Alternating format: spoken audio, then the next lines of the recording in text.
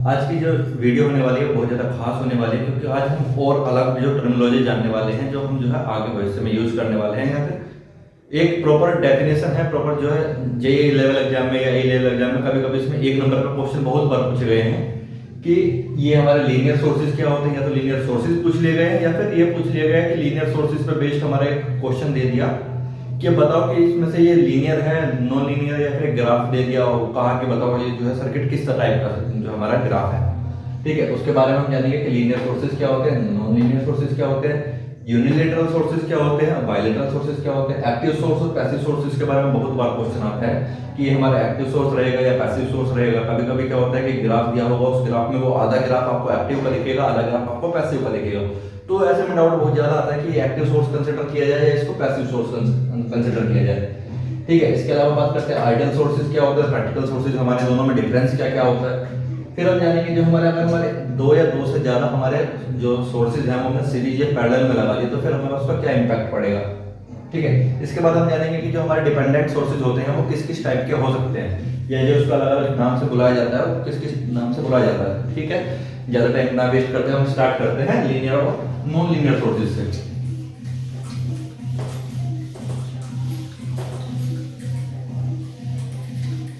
ठीक है, शुरू करते हैं लीनियर सोर्सेज से। ठीक है, अब नॉर्मली मैं आपको बताता हूं, अगर आपने ओम्स लॉ पढ़ा है, जैसे कि मैंने बताया भी था, ओम्स लॉ में क्या होता है सीधा सीधा था कि अगर मेरी वोल्टेज, ये मेरी एक बैटरी है जिसकी वोल्टेज V है, इसके अक्रॉस एक रेजिस्टेंस लगा हुआ है और इसके अक्रॉस करंट जा रही है I। ठीक है, अगर मैं इसका ग्राफ बनाने लगूं तो मेरा ग्राफ किस प्रकार बनेगा, ये मेरा वोल्टेज, ये मेरी करंट I, ये मेरी negative current I, negative current का मतलब है अपोजिट डायरेक्शन में, और ये नेगेटिव वोल्टेज मतलब अपोजिट पोलैरिटी, दूसरी पोलैरिटी में बनती है। अगर मैं बैटरी पॉजिटिव लगा दूं तो मैं इसको माइनस भी बोलूंगा। ठीक है, अब जब मैंने वोल्टेज 0 दी है तो मेरे इस सर्किट के अंदर करंट 0 है। जैसे जैसे मैं वोल्टेज बढ़ाता रहूंगा, अगर मैंने जैसे जैसे वोल्टेज बढ़ाई 1 2 3 4 5 6, 1 2 3 4 5 6, ठीक है, अगर मैंने वोल्टेज 1 यूनिट बढ़ाई तो उसी हिसाब से मेरी जो करंट है वो भी 1 यूनिट बढ़ गई। अगर मैंने वोल्टेज 2 यूनिट बढ़ाई तो मेरी करंट भी क्या होगा, 2 यूनिट बढ़ेगी। अगर मैंने वोल्टेज जो है 3 यूनिट बढ़ाई तो मेरी करंट भी क्या होगी, 3 यूनिट बढ़ेगी। अगर ये मेरा इस तरीके की चीजें आ रही है, मतलब जितने रेशो में मैं वोल्टेज बढ़ा रहा हूँ उतने ही रेशो में मेरी करंट भी बढ़ रही है, तो उसका ग्राफ को मैं कहूंगा कि मेरा जो है लीनियर सोर्स है। ठीक है, सेम इसका अपोजिट होगा। अपोजिट में क्या होगा कि अगर मैं जो है इसकी वोल्टेज को कम करूंगा, यानी कि अपोजिट पोलैरिटी में वोल्टेज दूंगा, उस हिसाब से मेरी रिवर्स डायरेक्शन में मेरी करंट फ्लो होगी। ठीक है, ये चीज इतना समझ में आता है कि अगर मैं वोल्टेज बढ़ा रहा हूं उतने जितने रेशो में मैं वोल्टेज बढ़ा रहा हूं उतने ही रेशो में मेरी करंट बढ़ रही है, तो मैं कहूंगा कि ये सोर्स मेरा क्या है, लीनियर है। और ये अगर मैं वोल्टेज अपोजिट डायरेक्शन में बढ़ा रहा हूं तो मेरा अपोजिट डायरेक्शन में करंट भी बढ़ रही है। ठीक है, मैं कहूंगा ये मेरा लीनियर सोर्स है। क्या लीनियर सोर्स है कब, जब मेरा वोल्टेज और करंट का जो रिलेशन है वो हमेशा सेम रहेगा, कि मेरा जो वोल्टेज और करंट का जो रिलेशन है वो हमेशा डायरेक्टली प्रोपोर्शनल रहेगा, तो मैं कहूंगा कि मेरा जो है लीनियर सिस्टम है। ठीक है, अब ये चीज नॉन लीनियर के लिए कैसी होगी, नॉन लीनियर के लिए ऐसा होगा कि मेरे जो वोल्टेज है वो करंट के डायरेक्टली प्रोपोर्शनल नहीं है, वो स्क्वायर के प्रोपोर्शनल है, कि मेरी जो वोल्टेज है वो करंट के स्क्वायर के प्रोपोर्शनल है। कि मैंने वोल्टेज बढ़ाई थोड़ी सी लेकिन करंट बढ़ गई बहुत ज्यादा। जाहिर सी बात है, ये हो सकता है कि मैंने वोल्टेज थोड़ी सी बढ़ाई लेकिन मेरी करंट जो है बहुत ज्यादा बढ़ गई, तो मैं कहूंगा कि मेरा जो है ये नॉन लीनियर है। और ये वाला सिस्टम मेरा कैसा होगा, लीनियर होगा। ठीक है, अगर आप देखो तो जो हमारे जो रेजिस्टेंस है, इंडक्टर है और कैपेसिटर है, ये हमारे ओम्स लॉ को फॉलो करते हैं और ये लीनियर सिस्टम भी है। ठीक है, तो एक क्वेश्चन मेरे सामने एक बार आया था जिसमें था कि जो कंडक्टर ओम्स लॉ को फॉलो नहीं करते वो किस टाइप के कंडक्टर हो सकते हैं। ठीक है, तो उसका सीधा सीधा मतलब अगर ओम्स लॉ को फॉलो नहीं करते इसका मतलब क्या है कि वो लीनियर सिस्टम नहीं है। अगर लीनियर नहीं है तो कैसे होंगे, नॉन लीनियर होंगे। ये तो क्लियर है कि अगर वो लीनियर नहीं है तो नॉन लीनियर है। ठीक है, इतनी चीज समझ में आती है, अगर आती है तो बहुत बढ़िया है। नहीं आती तो मुझे बताना, एक बार कमेंट करके मैं जो है उसको दोबारा अच्छे से और एक्सप्लेन करने की कोशिश करूंगा। हालांकि मैं अभी भी अच्छे से ही एक्सप्लेन कर रहा हूँ, फिर भी अगर कुछ कसर रह जाती है या फिर आपको लगता है कि मुझे ये चीज़ समझ में नहीं आ रही है तो मैं दोबारा से भी एक्सप्लेन कर दूंगा। बात यही है कि अगर हमारा सिस्टम जो है वोल्टेज के साथ जितना मैं वोल्टेज बढ़ा रहा हूँ उतनी मेरी करंट बढ़ रही है, तो मैं कहूँगा मेरा सिस्टम लीनियर है। अगर मेरा वोल्टेज और करंट का रिलेशन डायरेक्टली प्रोपोर्शनल नहीं है तो मैं कहूँगा कि मेरा नॉन लीनियर सिस्टम है। ठीक है, इसमें बेस्ड हमारे कुछ क्वेश्चंस भी हैं, वे क्वेश्चंस एक तो हम जब करेंगे जब हम सब्जेक्ट चैप्टर पूरा करेंगे। इसके अलावा जो कुछ प्रैक्टिस के लिए क्वेश्चंस मैंने जो है डिस्क्रिप्शन में उसका लिंक पिन किया हुआ है, आप लोग वहां से भी कर सकते हैं उसको, और कमेंट में भी मैंने उसका लिंक पिन किया हुआ है। इसके अलावा जो हमारा टेलीग्राम चैनल है उस टेलीग्राम चैनल पर भी मुझे लगातार क्वेश्चन पोस्ट करते रहते हैं। अगर आपको कोई भी डाउट बनता है इस टॉपिक के अलावा भी तो वो भी आप जो है टेलीग्राम चैनल पर पोस्ट करके उसको पूछ सकते हैं। ठीक है, लीनियर नॉन लीनियर के बाद आता है हमारा क्या, एक्टिव सोर्स और पैसिव सोर्स। एक्टिव सोर्स क्या होता है हमारे, एक्टिव सोर्स, एक्टिव सोर्सेज वे सोर्सेज होते हैं जो हमारे पावर सप्लाई दे रहे हैं। किसी भी नेटवर्क के अंदर दो तरीके के सोर्स होंगे, एक तो वे जो सप्लाई दे रहे होंगे, एक वे जो सप्लाई ले रहे होंगे, यानी कि अपने अंदर एब्जॉर्ब कर रहे होंगे, जो पावर डिलीवर कर रहे हैं। ऐसे सोर्सेज जो पावर को क्या करते हैं, डिलीवर करते हैं, वो क्या कहलाएंगे, वे कहलाएंगे मेरे एक्टिव सोर्स। और ऐसे सोर्सेज जो पावर को एब्जॉर्ब करते हैं या फिर खर्च करते हैं या अपने अंदर किसी भी तरीके से यूज करें तो उसको मैं कहूंगा पैसिव सोर्स। ठीक है, वहीं पर अगर डायग्राम की बात की जाए इसकी एक्टिव सोर्स की और पैसिव सोर्स की, तो आप देखेंगे कि अगर मेरा वोल्टेज ये है और करंट ये है, ठीक है, अगर मेरी वोल्टेज सिस्टम से निकल रही है और ये करंट उसी के हिसाब से बढ़ रही है, ठीक है, मतलब मेरी वोल्टेज सोर्स ये है, ये वोल्टेज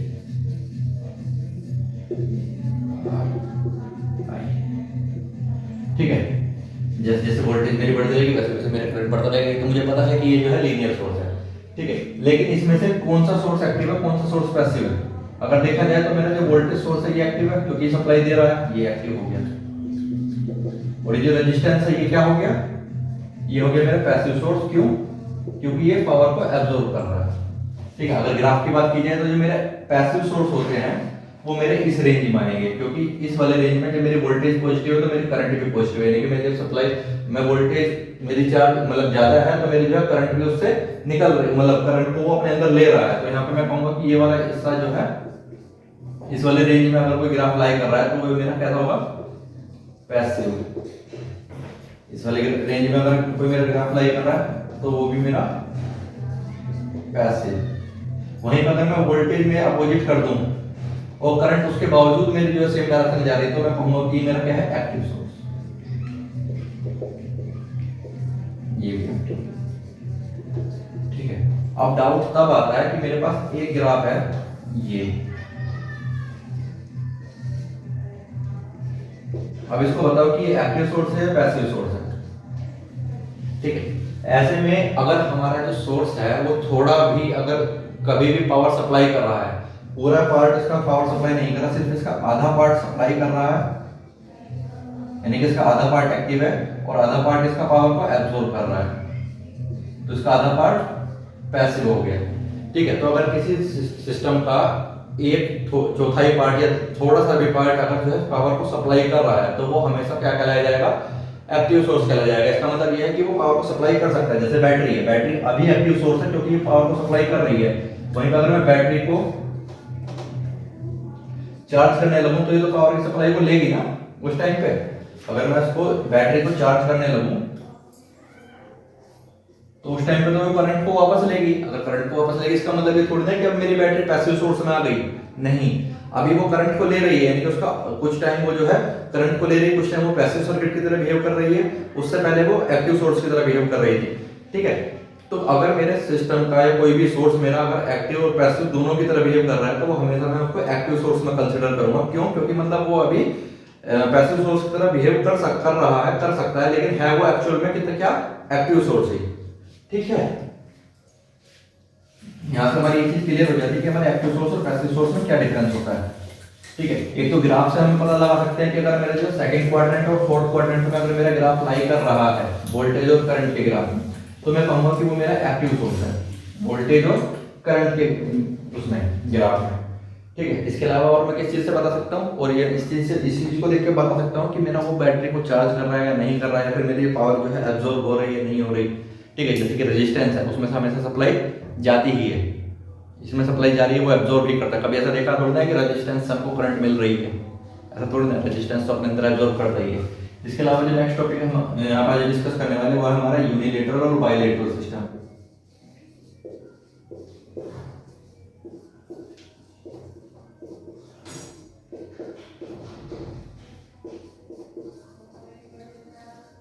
यूनिलेटरल और बाइलेटरल एलिमेंट। ठीक है। देखिए मैंने एक वोल्टेज सोर्स था, इसको किसी लोड के साथ, कोई भी मेरा ये एलिमेंट है, इसको लोड नहीं, इसको एलिमेंट बोलते हैं, ये मेरा एलिमेंट एक्स है, मैंने एलिमेंट एक्स के साथ इसको कनेक्ट किया। ठीक है। मैंने वोल्टेज सप्लाई इस तरीके से रखी तो मेरी करंट जो है इससे आई करंट मेरे इसके थ्रू फ्लो होने लगी। ठीक है। ठीक। अब अगर मैं इसकी डायरेक्शन अपोजिट कर दूं, या तो मैं एलिमेंट एक्स की डायरेक्शन अपोजिट कर दूं या फिर मैं वोल्टेज सोर्स की डायरेक्शन अपोजिट कर दूं, आप जिसकी चाहे उसकी कंसीडर कर लें। ठीक है। अगर मैं इन दोनों में से कोई सी एक डायरेक्शन की अपोजिट कर दूं, उसके बावजूद भी इस सर्किट में आई करंट ही फ्लो हो रही है। ठीक है। अगर वोल्टेज अपोजिट करूं तो जाहिर सी बात है करंट की डायरेक्शन चेंज हो जाएगी। ठीक है। तो अगर मैं जो एलिमेंट एक्स है इसकी डायरेक्शन में अपोजिट कर दूं, इसको यहाँ पे मैं ए पॉइंट, इसको ए डैश पॉइंट, तो मैंने वोल्टेज सोर्स भी एलिमेंट एक्स, अब मैं ए डैश को ऊपर कर दूं, ए को कर दूं नीचे। ठीक है। अभी भी इस एलिमेंट में आई करंट ही फ्लो हो रही है, मतलब कि करंट की डायरेक्शन से इस एलिमेंट पर कोई फर्क नहीं पड़ता है, मतलब इसकी पोजीशन से एलिमेंट को कोई फर्क नहीं पड़ता। जैसे कि हमारा रेजिस्टेंस है, रेजिस्टेंस में करंट इधर से जाएगी तो भी आई, और इधर से जाएगी तो भी आई, इस बात से इस पर कोई फर्क नहीं पड़ता कि इसमें करंट किस तरफ से जा रही है। रेजिस्टेंस वो एज इट इज ही बिहेव करेगा जैसे उसको करना है। अगर इस तरीके से वो बिहेव कर रहा है कि उसको करंट की डायरेक्शन से कोई फर्क नहीं पड़ता, तो मैं कहूंगा कि वो सिस्टम मेरा कैसा है, बाइलेटरल है। बाइलेटरल मतलब वो दोनों डायरेक्शन में करंट फ्लो करा सकता है अपने लिए, मतलब वो पॉजिटिव क्वाड्रेंट में भी काम करेगा और नेगेटिव क्वाड्रेंट में भी काम करेगा। कौन? Bilateral element. वहीं पर अगर मैं यूनिलेटरल एलिमेंट की बात करूं तो यूनिलेटरल एलिमेंट मेरे वे होते हैं जो एक डायरेक्शन में तो करंट के लिए वैल्यू काम करेगी, लेकिन एक डायरेक्शन में करंट की वैल्यू काम नहीं करेगी। मतलब ये हो गया मेरा बाइलेटरल के लिए। यूनिलेटरल की बात की जाए तो यूनिलेटरल में बस एक डायरेक्शन में मेरी करंट फ्लो करेगी, दूसरे डायरेक्शन में करंट नहीं फ्लो करेगी, तो इसको मैं कहूंगा ये मेरा यूनिलेटरल है। अगर एग्जांपल की बात की जाए तो जैसे कि रेजिस्टेंस है, कैपेसिटर है, इंडक्टर है, ये सब क्या है, हमारे बाइलेटरल एलिमेंट है। वहीं पर अगर डायोड की बात की जाए, थायरिस्टर की बात की जाए, ठीक है, या हमारे ट्रायड की बात की जाए, मतलब ये जो हमारे इलेक्ट्रॉनिक्स डिवाइसेस हैं ये नॉर्मली क्या होते हैं, हमारे यूनिलेटरल होते हैं। ठीक है। जैसे कि डायोड की अगर कैरेक्टरिस्टिक्स आपने देखी हो, आइडियल कैरेक्टरिस्टिक्स की बात करें तो उसमें पॉजिटिव क्वाड्रेंट में हमारी करंट इस तरीके से फ्लो करती है, लेकिन नेगेटिव में आइडियल केस में कोई करंट फ्लो नहीं करती, ब्रेकडाउन होने से पहले की बात करें। ठीक है। तो जाहिर सी बात ये तो देख के दिख रहा है कि ये एक तो नॉन लीनियर है, दूसरा यूनिलेटरल है, तीसरा एक क्या बताया था मैं, एक्टिव या पैसिव। जाहिर सी बात ये सोर्स नहीं दे रहा, और एक बार भी इसमें ना इस क्वाड्रेंट में आ रहा ना इस क्वाड्रेंट में, ये फर्स्ट क्वाड्रेंट में, तो मैं कहूंगा इसको क्या, ये पैसिव है। ठीक है। कभी भी क्वेश्चन आएगा आपसे तीनों चीजें जरूर पूछी जाएंगे कि लीनियर, ये जो हमारा सिस्टम है ये किस तरीके का बिहेव करता है, कि लीनियर है, नॉन लीनियर है, पैसिव है, एक्टिव है, या फिर यूनिलेटरल है, बाइलेटरल है। कभी कभी क्या होगा कि तीनों ही पूछ लेंगे आपसे एक ही क्वेश्चन में। ठीक है। अब जमाना स्मार्ट होता जा रहा है कि वो क्या करते हैं कि ज्यादा क्वेश्चन देने से क्या होगा, बच्चों के नंबर ज्यादा आएंगे, इसलिए क्या करते हैं दो तीन कॉन्सेप्ट एक ही क्वेश्चन में पूछ लेते हैं, कंपटीशन बढ़ जाता है, क्वेश्चन का लेवल बढ़ जाता है। ठीक है। क्वेश्चन वही रहते हैं इजी इजी से, बस वो क्या कि दो तीन क्वेश्चन एक ही जगह मर्ज कर देंगे तो वो ज्यादा आंसर दिखाई देते हैं।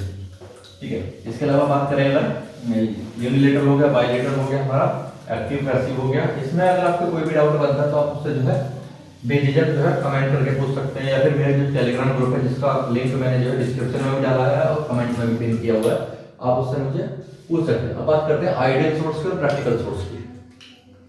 पहले बात कर लेते हैं आइडियल सोर्स की।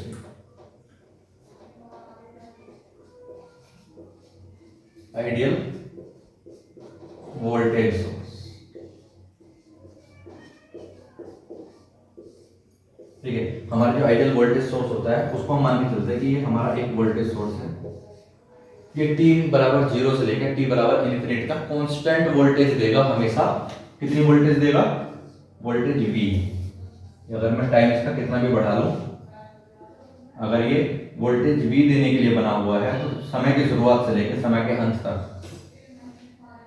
ये जो है हमेशा बराबर ही वोल्टेज देता रहेगा, इसमें कोई जो है जरा सा भी ड्रॉप नहीं आएगा। लेकिन ऐसा थोड़ी ना होता है। अगर आप प्रैक्टिकल सोर्सेज की बात करें, प्रैक्टिकल सोर्सेज में आपने देखा होगा, जैसे घर में आपने बैटरी देखी है, घर में जो बैटरी रहती है उसमें क्या होता है कि वो बैटरी आपने चार्ज की, चार्ज करने के बाद वो 4 घंटे 5 घंटे तो बैटरी एकदम अच्छे से चल रही है। उसके बाद क्या होगा कि वो वोल्टेज डाउन देने लगती है, ठीक है, धीरे धीरे वोल्टेज कम जाती है। उसके बाद क्या होता है कि अगर ट्यूबलाइट उससे जला रखी है तो वोल्टेज डाउन होने लगती है, कुछ टाइम के बाद वो इतनी डाउन हो जाती है कि वो ट्यूबलाइट को ऑन तक नहीं कर पाती।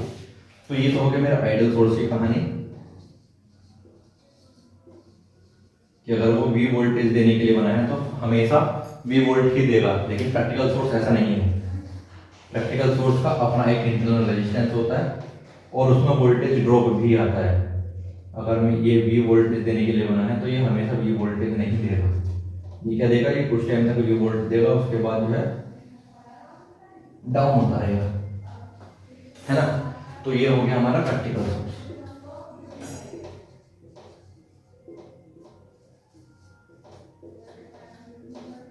ये हो गया हमारा प्रैक्टिकल सोर्स। इसके अलावा जो हमारा आइडियल वोल्टेज सोर्स होगा, आइडियल वोल्टेज सोर्स का इंटरनल कोई लॉस नहीं होगा। मतलब अगर इसमें V वोल्ट के लिए बनाया हुआ है तो इसका अंदरूनी कोई लॉस नहीं है। लेकिन अगर आप ध्यान दें तो आपको याद होगा कि बैटरी अगर रखी हुई है, जैसे सेल होते हैं, घंटे के सेल अगर आप खरीद कर लाए, अगर सेल बहुत ज्यादा पुराना होगा तो क्या होता है, आप देखोगे कि वो चलता ही नहीं है। मतलब क्या हुआ कि वो ऑटोमेटिकली डाउन कैसे होगा? इसका मतलब उसके अंदर कोई तो सर्किट बन रहा है जिस कारण से उसकी सेल खराब हो रही है ना। तो इसका अपना भी कुछ लॉस होता है, जो कि वोल्टेज सोर्स है तो वो थोड़े अमाउंट में वो लॉस होता है, लेकिन वो होता तो है ही। तो उसका एक इंटरनल रेजिस्टेंस भी होगा, आर इंटरनल हम उसको बोल देते हैं। ये हमारा practical voltage, practical voltage, practical voltage source में जो हमें आउटपुट में वोल्टेज मिलेगी, अगर इसमें करंट आई जा रही है तो हमें आउटपुट को वोल्टेज कितनी मिलेगी? V minus I into are आई, ठीक है। मतलब ये वाला वोल्टेज ड्रॉप, इस रेजिस्टेंस के अक्रॉस जितना वोल्टेज ड्रॉप हो रहा है वो वोल्टेज ड्रॉप को माइनस करने के बाद जो मेरी वोल्टेज बचती है वो मुझे मिलेगी। मतलब मुझे वोल्टेज V नहीं मिलेगी। तो जाहिर सी बात है मेरे प्रैक्टिकल वोल्टेज ड्रॉप में V से तो हमेशा वोल्टेज कम ही मिलने वाली है, ठीक है, थोड़ी कम मिलेगी। उसके बाद अगर आप लोड बढ़ाते रहेंगे तो वो ज्यादा कम बढ़ेगी, क्योंकि अगर लोड बढ़ाएंगे तो करंट की वैल्यू बढ़ेगी, करंट की वैल्यू बढ़ेगी तो क्या होगा? आ रही है, ये वोल्टेज ड्रॉप बढ़ेगा, वोल्टेज ड्रॉप बढ़ेगा तो मुझे वोल्टेज उतनी ही कम मिलेगी, ठीक है। ये होते हैं मेरे आइडियल वोल्टेज सोर्स। एक चीज यहाँ पे ध्यान रखने वाली ये है कि प्रैक्टिकल वोल्टेज सोर्स में एक इंटरनल रेजिस्टेंस होता है जिसकी वैल्यू कम होती है, लगभग 1 ओम से कम ही होती है। आर आई की वैल्यू हमेशा कम रहेगी 1 ओम से, 1 ओम के आसपास, या आधा ओम, सवा ओम, 0.1, 0.2, ठीक है। लेकिन जो आइडियल वोल्टेज सोर्स है उसका इंटरनल रेजिस्टेंस वो 0 रहता है। बहुत बार पूछा जाएगा कि आइडियल वोल्टेज सोर्स का इंटरनल रेजिस्टेंस कितना होता है, या फिर प्रैक्टिकल वोल्टेज सोर्स का इंटरनल रेजिस्टेंस 0 होता है या नहीं होता। अगर नहीं होता तो फिर उसके साथ जो रेजिस्टेंस है वो सीरीज में लगा हुआ है, पैरेलल में। तो याद रखना है कि प्रैक्टिकल वोल्टेज सोर्स के साथ जो इंटरनल रेजिस्टेंस है वो छोटे अमाउंट का होता है और हमेशा सीरीज में लगता है। ये बहुत जरूरी है, बहुत ज्यादा कंफ्यूजन होता है इसमें कि हमेशा सीरीज में लगता है। अब अगर बात की जाए आइडियल और प्रैक्टिकल करंट सोर्स की, एक बार इसका मिटा देते हैं, फिर बात करते हैं इस बारे में भी। अगर बात की जाए करंट सोर्स के बारे में,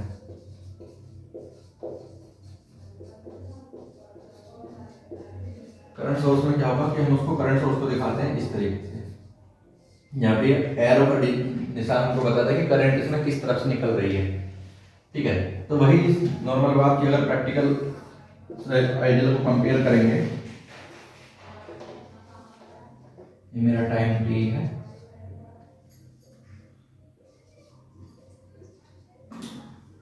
ये टाइम, ठीक है। अगर आइडियल की बात करें तो उसमें समय की शुरुआत से लेकर समय के अंत तक हमेशा कांस्टेंट करंट निकलेगी। कितनी करंट है? आई। मैं अगर प्रैक्टिकल करंट सोर्स की बात की जाए तो वहां से जो करंट निकलनी चाहिए वो उतनी नहीं निकलेगी, हमेशा उससे थोड़ी सी कम निकलेगी। और जैसे जैसे आप लोड बढ़ाते रहेंगे वो करंट और भी कम होती रहेगी। कारण क्या है? कारण भी जान लेते हैं कि ये तो हो गया हमारा आइडियल सोर्स।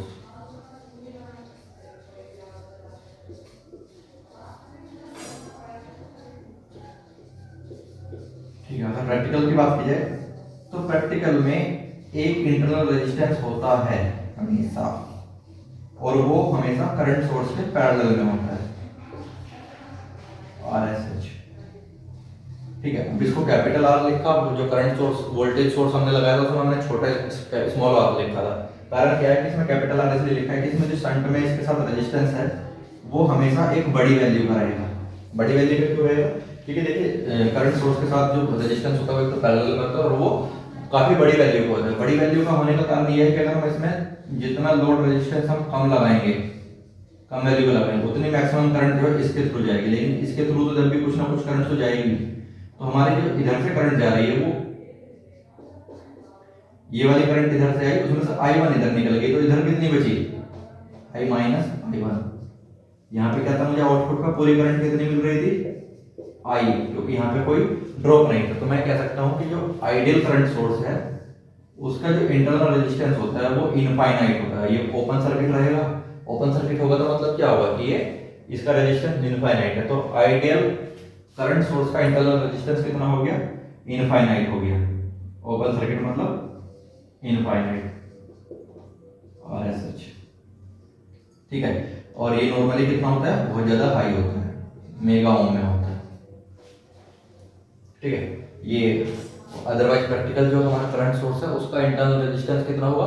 हाई होगा, हमेशा शंट में लगा रहेगा। और उसमें जो है voltage drop, sorry current drop जो है इसमें होता है। और करंट ड्रॉप होने के बाद जो मेरी करंट आउटपुट बचती है वो एक्चुअल लोड से कम होती है, इसलिए मुझे करंट जो है उसमें कम मिलती है, कम दिखाई देती है। ठीक है। मेरी उम्मीद है कि आप लोगों को समझ में आ रहा होगा। अगर नहीं समझ कोई समस्या है उसके बावजूद भी आप मुझे बता सकते हैं। हालांकि हम लोग बताते कम ही है, क्या ही करें, जबरदस्ती पकड़ पकड़ के पूछना पड़ता है, मजबूरी सी हो गई है। ठीक है। अब बात करते हैं series and parallel combination of sources की। ठीक है। अगर मेरे पास कॉम्बिनेशन ऑफ सोर्सेज,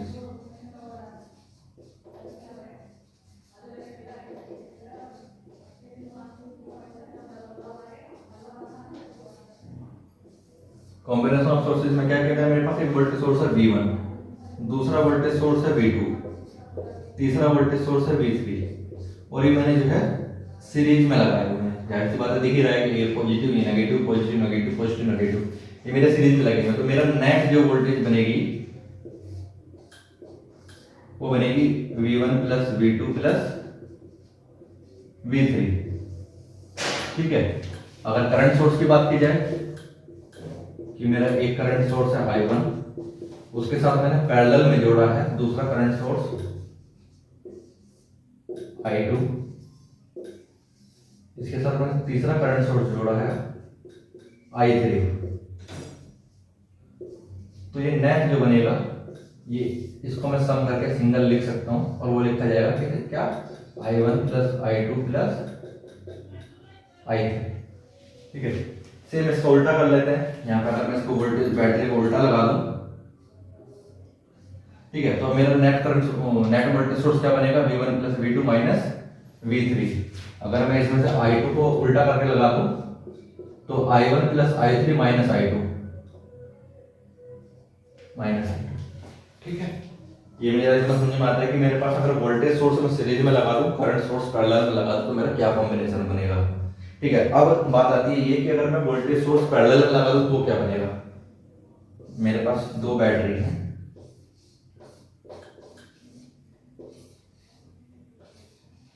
ठीक है, मुझे आउटपुट पर कितनी वोल्टेज मिलेगी? अगर ये वोल्टेज V1 है, ये वोल्टेज V2 है, अगर मेरे V1 बराबर है V2 के तो मुझे आउटपुट पर वोल्टेज मिलेगी, दोनों बराबर है तो कुछ भी मान लो बराबर है तो एक ही वोल्टेज मिलेगी, जितनी या तो V1 मिलेगी या V2 मिलेगी, दोनों एक ही बात है, ठीक है, इसको भी बोल देते हैं। लेकिन अगर ये बराबर नहीं है, अगर V1 मेरा V2 के बराबर नहीं है तो मुझे आउटपुट पर कुछ नहीं मिलेगा। क्यों नहीं मिलेगा? क्योंकि ये तो अंदर से शॉर्ट सर्किट हो जाएगा तो इसकी करंट इधर सर्कुलेट हो जाएगी, और इसके लिए ये शॉर्ट सर्किट हो जाएगा तो इसकी करंट इधर सर्कुलेट हो जाएगी। तो इसलिए कभी भी हम जो है दो अलग अलग वोल्टेज की बैटरी पैरेलल में नहीं कनेक्ट करते। दो अलग अलग वोल्टेज की बैटरी पैरेलल में कभी कनेक्ट नहीं करेंगे।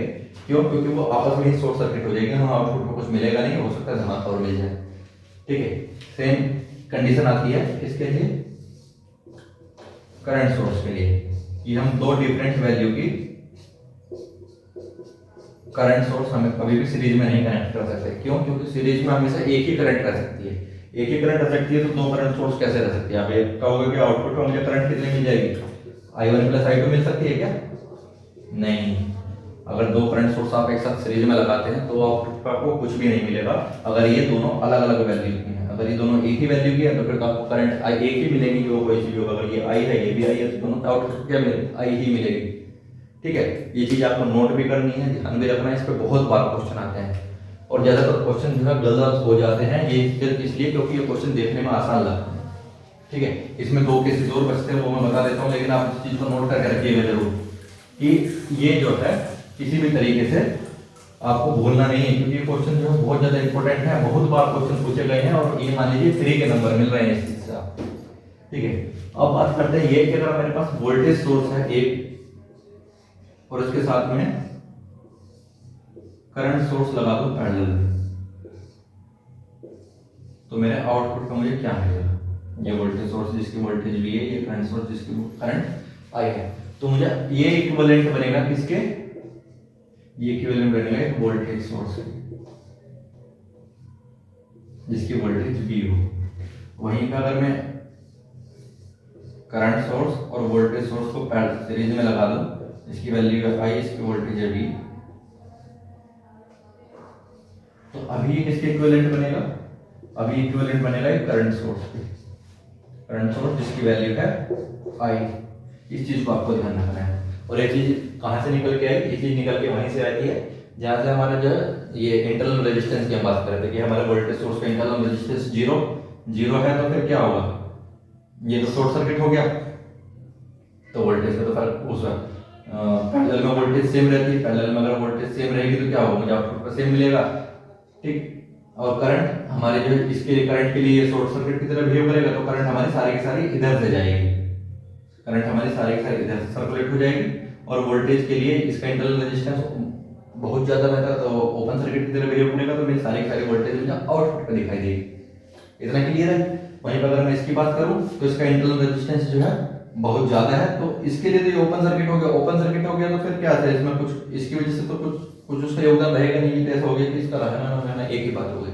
ठीक है, तो एक बार बहुत बार इस बात में आएगा कि हमारे पास एक वोल्टेज सोर्स एक करंट सोर्स दोनों मैंने सीरीज में लगा दिए, बताओ मेरा सर्किट किसकी तरह बिहेव करेगा? अगर मेरे पास दो सोर्सेज अलग अलग वैल्यू के हैं और सीरीज में लगे हुए हैं तो मैं कहूंगा कि वो मेरा एकदम करंट सोर्स की तरह बिहेव करेगा। अगर मेरे पास वोल्टेज और करंट सोर्स दोनों पैरेलल में कनेक्टेड है तो मेरा नेट सर्किट किसकी तरह बिहेव करेगा? मेरा सर्किट बिहेव करेगा एक वोल्टेज सोर्स के तरीके से। इस चीज को आपको ध्यान रखना है। ठीक है, हालांकि इसके पीछे जो लॉजिकल एक्सप्लेनेशन है वो मैंने बता दिया है, लेकिन उसके बावजूद भी अगर कोई भी डाउट है तो आप मुझे बताएं, तो उस पर चर्चा की जाएगी कि उसमें क्या समस्या है क्या नहीं है। इसके अलावा जो प्रैक्टिस क्वेश्चन मैंने दिए हुए हैं डिस्क्रिप्शन में या फिर कमेंट में लिंक पोस्ट किया हुआ है, आप एक बार उसको जरूर अटेम्प्ट कीजिएगा। क्यों? क्योंकि वे जो क्वेश्चन है वो बहुत ज्यादा जरूरी हैं। ये वे हैं जो एसएससी जेई में, आरआरबी जेई में, यूपीपीएससी जेई में, गेट में ये सारे क्वेश्चंस पूछे जा चुके हैं। गेट में 1 नंबर के, एसएससी जेई में तो खैर एक ही नंबर पूछता रहेगा जितना नंबर रहता है, और यूपीपीएससी जेई में भी 1 नंबर का पूछा गया, आरआरबी जेई में भी 1 नंबर के क्वेश्चन बहुत बार आए हैं और इस तरीके के क्वेश्चन ही बनते हैं। ठीक है, आप ऐसा नहीं कि उसमें कोई अलग से रॉकेट साइंस आ रहा है, ये क्वेश्चन आपको ध्यान रखना चाहिए। अब बात करते हैं different types of current source, dependent sources के। देखिए हमारे जो डिपेंडेंट सोर्सेज होते हैं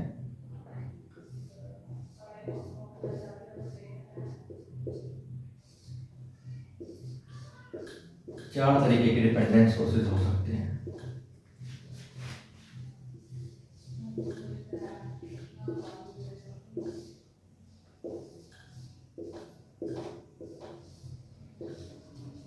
ठीक है।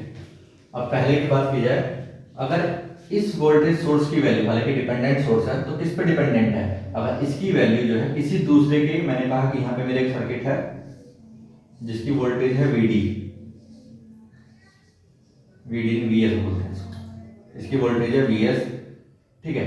इसकी जो वैल्यू है वीडी वो किस पे डिपेंड करती है, आर वी वीएस पे। इसका मतलब क्या हुआ कि ये जो मेरा वोल्टेज सोर्स है ये वो इस वाले सोर्स पे डिपेंड करता है, तो मैं कहूंगा इसको, ये किस तरीके का डिपेंडेंट सोर्स हो, ये वो वोल्टेज कंट्रोल्ड या फिर voltage dependent, voltage dependent voltage source. मतलब ये वोल्टेज सोर्स है और किस पे डिपेंड कर रहा है, वोल्टेज पे डिपेंड कर रहा है, एक दूसरे सर्किट की वोल्टेज पे डिपेंड कर रहा है, ठीक है। तो ये क्या होगा, वोल्टेज डिपेंडेंट वोल्टेज सोर्स। वहीं पे अगर मेरे पास एक सर्किट में कहीं पे इसमें करंट जा रही होती आई, और इसकी वैल्यू जो है वोल्टेज सोर्स की वो कितनी होती, एक्स आई। एक्स कुछ भी हमारा रैंडम कोई नंबर हो सकता है, रेजिस्टेंस हो सकता है, इंडक्टेंस होता है, कुछ भी हो सकता है, ये हमारा कांस्टेंट वैल्यू है। ये हमारा जो है आई है हमारा, इसकी वैल्यू किस पर डिपेंड कर रही है, इस सर्किट की करंट पे डिपेंड कर रही है। तो मैं क्या कहूंगा इसको, ये कहलाएगा मेरा current dependent,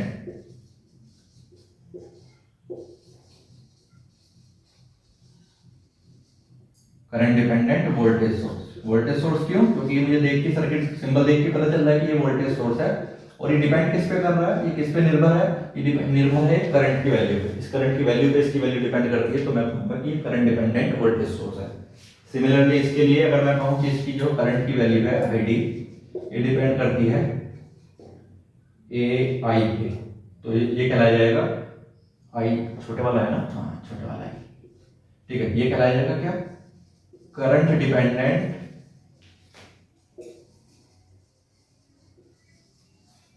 dependent current source, ठीक है। और अगर इसकी बात की जाए, और ये डिपेंड कर रहा है किस पे, वोल्टेज सोर्स वीएस पे, तो मैं कहूंगा इसको क्या, वोल्टेज डिपेंडेंट करंट सोर्स। कभी भी आप कंफ्यूज नहीं होना, वोल्टेज डिपेंडेंट करंट सोर्स, ठीक है। ये चारों चीज अलग अलग हैं, आपको पूरी तरह से ध्यान रखनी चाहिए। इसमें बहुत ज़्यादा कन्फ्यूजन भी होता है, बहुत बार इसमें क्वेश्चन आते भी हैं। मैंने जो प्रैक्टिस सेट दिया है उस प्रैक्टिस में 10 क्वेश्चन है, उसमें से एक क्वेश्चन होगा अच्छा जरूर, ठीक है।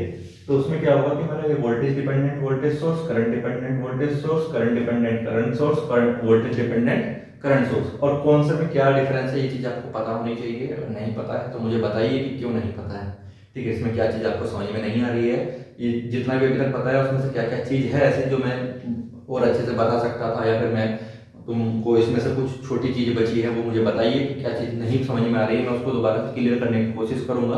क्योंकि देखिए वैकेंसी आ भी रही है और आती ही रहेंगी, ठीक है। प्रॉब्लम तभी आती है जब चीज़ें आती नहीं है, तो हमारे पास काबिलियत ही नहीं होती, तो सब फिर बार बार रिजेक्शन देखना पड़ता है, ठीक है। तो भाई मेरी तो यही रिक्वेस्ट है कि आप एक बार देखो, अच्छा लगेगा, और आपका तो भलाई है। बाकी देखते हैं, मिलते हैं अगली वीडियो में।